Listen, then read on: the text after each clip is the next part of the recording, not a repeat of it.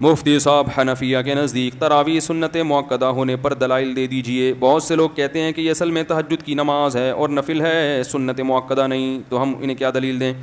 ان سے پوچھیں کہ سنت مؤکدہ کی تعریف کیا ہے. کوئی بھی آدھی بات کر کے چھوڑ دیا کرے نا تو اس کی بات نہ لیا کریں. اس سے کہ سنت مؤکدہ کی ڈیفینیشن کیا ہے. پہلے تو یہ پوچھیں کہ سنت کی دو قسمیں ہیں یا نہیں ہیں. ہو سکتا ہے وہ دو قسموں کا ہی منکر ہو. ایک صاحب ہیں, وہ یوٹیوب پہ بڑے مشہور ہیں, وہ کہتے ہیں سنت مؤکدہ کچھ نہیں ہوتی, فرض ہے یا بس سنت ہے. تو میں نے کہا ٹھیک ہے, کسی نے مجھے بتایا, میں نے کہا ٹھیک ہے, اگر کوئی فجر میں روزانہ 2 رکعت میں انا اعطیناک کل کوثر پڑھ کے رکوع کر لیتا ہے امام صاحب, تو لمبی صورت پڑھنا کوئی واجب تو نہیں ہے نا, تو روزانہ فجر میں اتنی مختصر صورت پڑھتا ہے, تو کیا مقتدی اس کو چھوڑیں گے؟ بولو نا. لوگ بولیں گے بھائی فجر میں کو طول دینا کیا ہے, سنت ہے. اب وہ کہے کہ سنت ہے, فرض تو نہیں ہے نا, تو ہم کہیں گے بھائی بے شک فرض نہیں ہے, لیکن یہ سنت مؤکدہ ہے. نبی نے ہمیشہ 2 فرض جو پڑھے فجر کے, ان میں قرات بولو بھائی لمبی کی ہے. اگر آپ مختصر قرات کرو گے آپ کو امامت سے نکال. اب آپ قل اللہ پڑھ کے 2 رکعتیں پڑھ رہے ہو, حالانکہ فرض نہیں ہے لمبی قرات کرنا, واجب بھی نہیں ہے.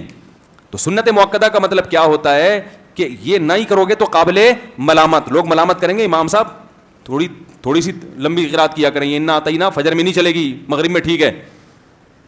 تو بالکل تراویح کا بھی ایسا ہی مسئلہ ہے کہ رسول اللہ صلی اللہ علیہ وسلم نے رمضان میں قیام اللیل کی اتنی فضیلت کہ جہاں روزے کا ذکر وہاں قیام اللیل کا بھی ذکر ہے رمضان میں. پتہ چلا روزہ اور قیام اللیل ساتھ ساتھ جڑے ہوئے ہیں. اب قیام اللیل کو فرض تو نہیں ہم قرار دے سکتے, کیونکہ یہ تو تراویح نبی نے 3 دن بعد چھوڑی اس لیے کہ فرض نہ ہو جائے, تو کم سے کم درجہ اس کا کیا ماننا پڑے گا, سنت مؤکدہ. کیونکہ اگر اس سے بھی کم لے گئے پھر اس میں اور عام دنوں میں کوئی فرق نہیں رہے گا.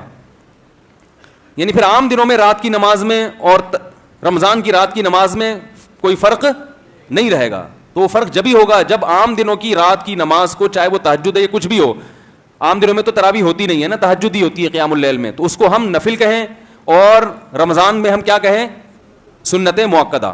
اب سوال یہ پیدا ہوتا ہے کہ پھر اس میں تو سنت مؤکدہ بھی داخل ہوگی, سنت مؤکدہ تہجد بھی داخل ہوگی, اس میں تراویح کی کیا خصوصیت ہے؟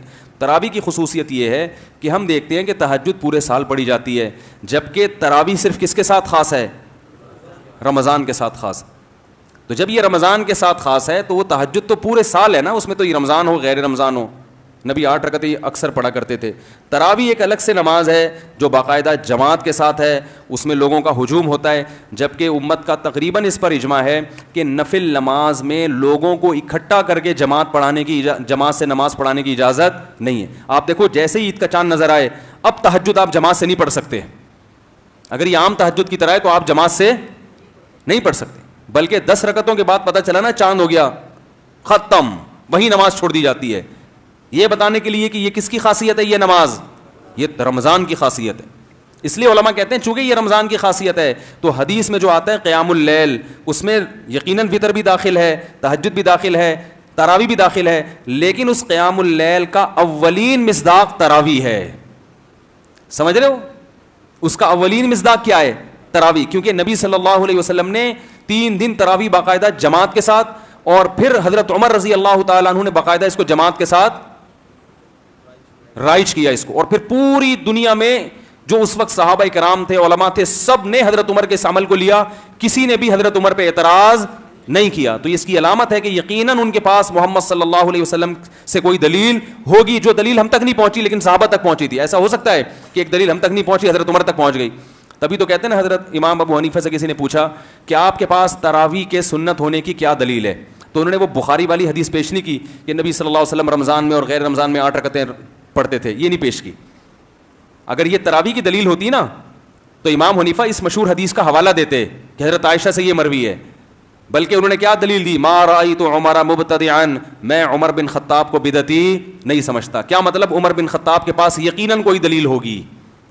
اگر وہ 8 رکعتیں جو رمضان غیر رمضان میں وہ تراویح کی دلیل ہوتی تو امام مالک اس حدیث کو اپنی کتاب میں ذکر کرتے ہیں, لیکن 8 رکعتوں کا قول نہیں کرتے. اس سے پتہ چلا کہ امام مالک بھی اس حدیث سے تراویح مراد نہیں لے رہے. اور جو موطا کی حدیث ہے جس میں آتا ہے کہ حضرت عمر نے 8 رکعتیں شروع کروائی ہیں, وہ بھی حدیث ضعیف ہے. اس کی بھی بڑی دلیل کیا ہے کہ اس حدیث کو موطا امام مالک کے جو مؤلف ہیں امام مالک وہ نہیں مان رہے, کیونکہ اگر امام مالک رحمۃ اللہ علیہ موطا کی اس حدیث کو درست مانتے جو ان کی اپنی کتاب میں ہے, تو امام مالک بھی 8 رکعتوں کے قائل ہوتے, جبکہ امام مالک 36 رکعتوں کے قائل ہیں.